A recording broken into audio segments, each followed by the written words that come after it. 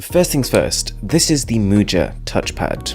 And you might be thinking, I've already got one touchscreen on my smartphone, why do I need another? Well, it's not there for the front of your smartphone. To install it, you just press it into the back of your phone, and it's got about 20 sticky pads that hold it in place. And it's a weird experience because it opens up a world of input that you've probably never had before. In a way, it feels like you're able to reach through the back of your smartphone to touch the front of your screen. Next up, a product with the slogan, say goodbye to oh no, say hello to oh yo, because this is the OYO, and it stops you dropping your smartphone. There are three main parts to this contraption. You've got the central housing, which sticks onto the back of your smartphone using 3M tape. It's got a solid fit. And this housing contains the extendable string that connects to a wristband. And it's all elasticated and very flexible, so it doesn't feel like you're tied down to your phone or you've got no range of movement, but it does very convincingly protect it from drops. There's also a ring which you can attach instead of the band for a slightly different feel.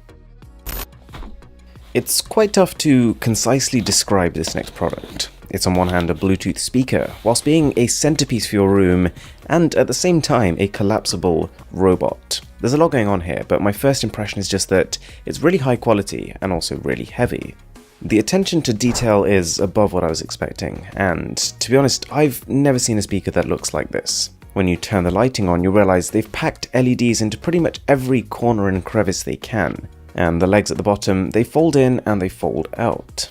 As a speaker, it sounds good. It sounds a lot better than I thought it would given the size of it, but then again, you are limited by that size. Larger speakers sound more spacious. It's got a 20-watt power, so not the loudest, not the most powerful speaker, but it's the little visual flourishes that I think sell the product. The crack light is something I instantly fell in love with. In fact, within minutes of finishing with it for this video, I put it into my everyday carry bag. It is a seriously slim, but at the same time seriously powerful LED lamp, and it's continuous lighting, so it's a great thing for photographers and videographers, and doesn't need a battery of its own, it just plugs into your phone. A new kind of screen cleaning tool, or at least one that I've never seen before. You've got this pretty high quality leatherette finish on one side with a handle for your hand, and then a really plush felt-like finish on the inside. It does a really good job, and it's comfortable to use, and you can reuse these for quite a long time, I imagine, before they get dirty. Voxos, I think I'm saying that right, is a pair of sunglasses with bone conduction technology. So on the surface they look like a pretty standard pair of sunglasses, albeit slightly thicker, but I like the way they look. I like the matte black finish on the frames, and I like the colouring of the lenses. Now, you might have seen a few audio products already with that bone conduction label, the idea being that the sound reaches you through physical contact. So these pads you see here, they connect directly to your head, and you hear the sound through the bones in your skull, which leaves your ears open to hearing other, and let's face it, potentially more important things. I decided that I liked this product pretty early on. It is a tiny, fairly inexpensive, but ultimately massively convenient smartphone speaker. It connects directly into the headphone jack, which means there's no dangling around on a cable, and also there are zero wireless pairing issues. So providing you've got the jack, and you've got speakers that just need that little bit more oomph, then this should handle that. You can expect more bass, more detail, and a little bit more volume.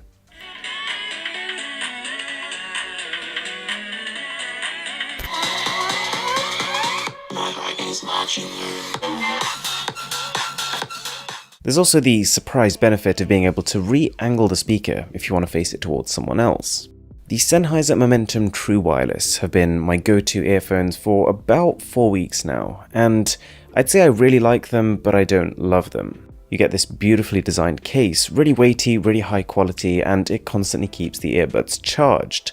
And they're comfortable, they noise isolate, and they sound fantastic, but my only gripe is the finicky buttons. See, these pads are actually touch controls, and the way you adjust volume and play and pause is by tapping them, but it feels awkward, and a lot of the time it doesn't work as I'd like it to. Cheap and cheerful are the words I'd use here. These frankly adorable little animals are what I describe as cable huggers. You wire your cable through them so that they're resting over the cable's neck, which is famously prone to breaking, say for example on the iPhone cable. They're shaped to fit around your smartphone, but you've got to bear in mind that if you have a thick, bulky case on, then it's going to cause a bit of an interruption. Right, of all the products in this video, this was probably the one I was most curious to try. A smartphone case that supposedly has 6 high-quality glass camera lenses built into it. That's crazy talk. Initial impressions are that it's really well thought out. The lenses are on a rail and they snap into place at each stop, so whichever lens you want to use will perfectly line up with your phone's camera. And to be honest, considering that the case isn't really that expensive, I can't complain about the quality of the lenses. They're pretty good. You do get some distortion, but you can create a lot of effects that you wouldn't be able to otherwise. The macro and the super macro in particular are real highlights. The Glow by company Casper immediately became my new favourite bedside lamp. It's controllable by a smartphone. You can set it to slowly get brighter as you wake up in the morning, but that's not the cool bit. What I really like about it are 3 things. You can flip it to turn it on and turn it off. You can rotate it to adjust the brightness, and also it's got a battery internally, so if you wanted to pick it up and take it down to grab a snack, you can do that. For those of you who play a lot of games like PUBG on your smartphone, you've probably heard of the smartphone joystick. This product right here is one of the best iterations I've seen of that, for one reason. As well as the joystick, you've got this buckle on the bottom, and it's designed so that you can slip it over almost any size smartphone and tighten that buckle to press the joystick against the screen.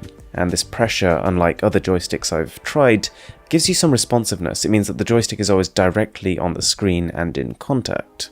If you enjoyed this video, I've got a whole playlist of smartphone gadget content, so I'll leave that link to this video, and it would mean a lot to me if you could smash that subscribe button down below.